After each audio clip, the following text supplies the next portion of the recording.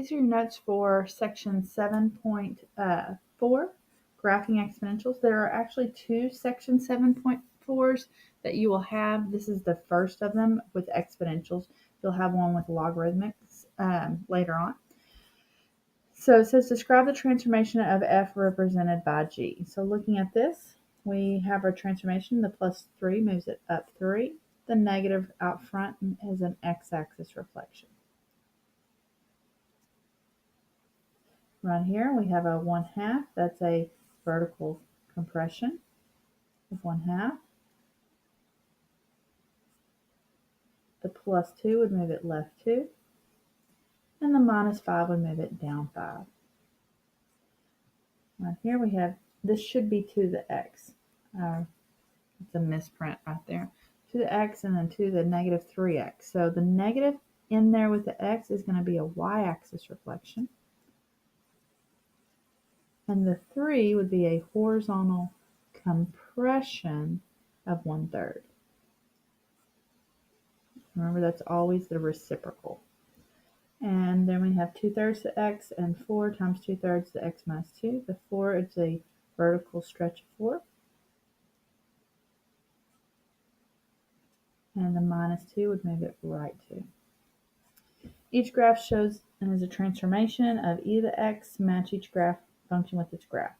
So looking at 1, this +2 would move it left 2, and the -3 would move it down 3.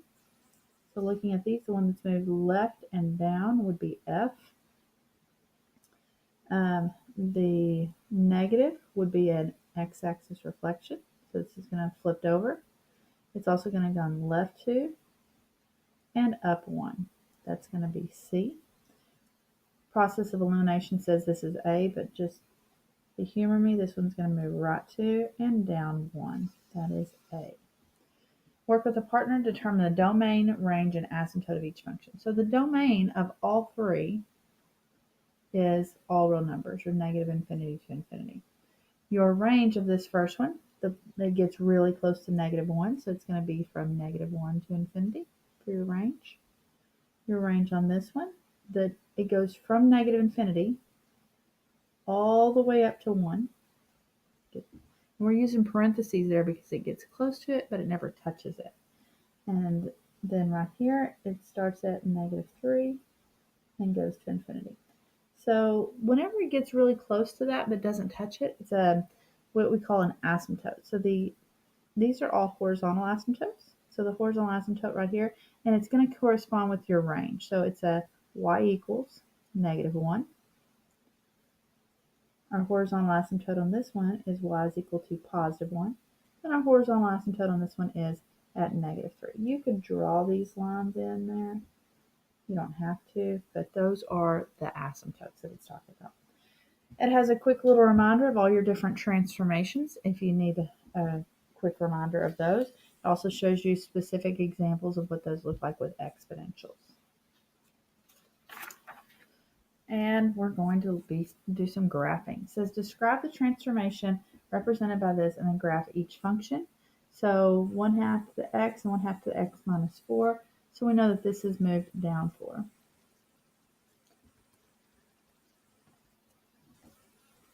I put 2 graphs on here, but what you can do is just graph them all both at the same time. So I'm going to have 1/2 to the x and 1/2 to the x, and then I come back down to the exponent and put -4. I'm going to look at my table. So this first one is the 1/2 to the x, my f of x. So I can see at -2 it is at 4. -1 is at 2. 0 is 1. 1 is 1/2. So there is my f of x.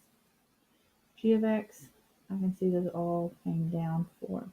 So at -3, it's at 4. -2 is at, -2 is at 0. -1 is at -2. 0 is at -3. And 1 is at -3.5. 3 and a half. And that's my g of x.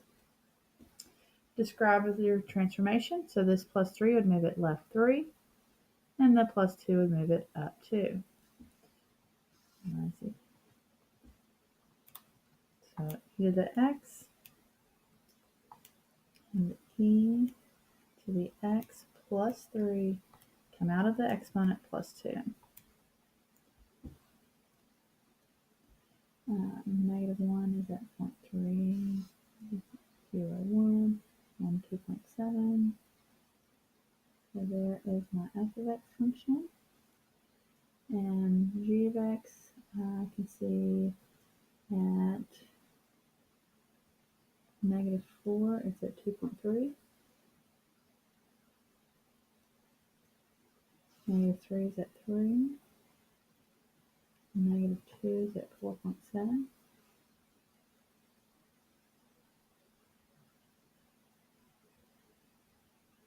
And that's my g of x. Right down here, 3x minus 5, 3 to the x, and then 3 to the 3x minus 5. The minus 5 is moves it right 5. The 3 right there is going to be a horizontal compression, because we're always looking at the reciprocal right there of 1/3.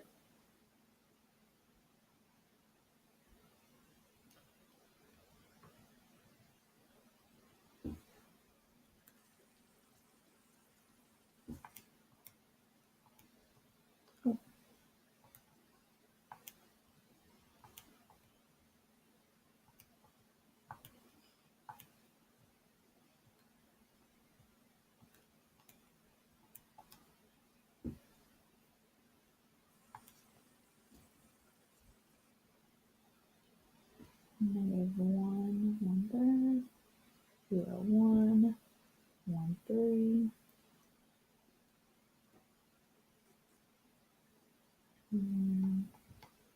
All these e to the negative numbers that it shows you in here, those are all really, really close to 0. 1 is at 1, 2 is at 3,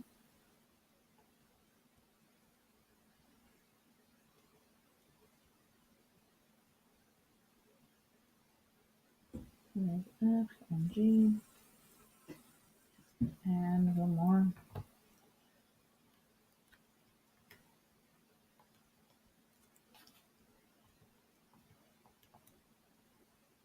Negative x and negative 1/8 e to the negative x. So this is going to be a x-axis reflection, and it's also going to be a vertical compression of 1/8.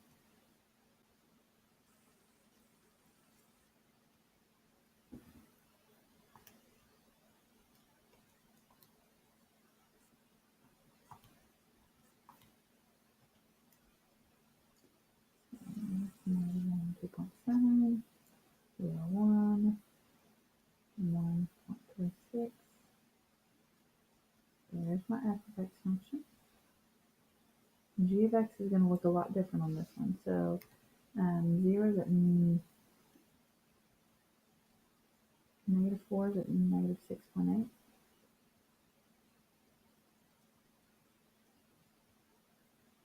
Negative 3 is at negative 2.5. Negative 2 is at negative 0.9. Negative 1 is at negative 0.3. There is that reflection. I think you're pretty good with transformations by now. You can try out those ones on the next page if you want to, and then look at this video to make sure you did them right. I just did the transformations, and those there are your transformations.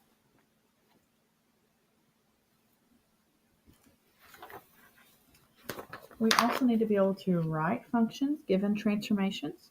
So it says let the graph of g be a reflection of the x-axis followed by a translation 4 units right of the graph of to the x. Write a rule for g. Okay, so reflection of the x-axis, so that's going to be a negative out front. And you're going to go 4 units right, so it's going to be x minus 4.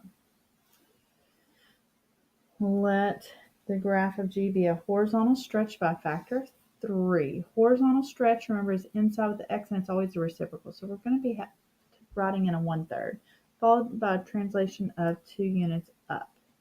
So G of x is equal to e to the negative, now we have to put this 1/3 in there, x, and then up 2, so plus 2. Go ahead and finish your note summary and then work on section 7.4 exponentials.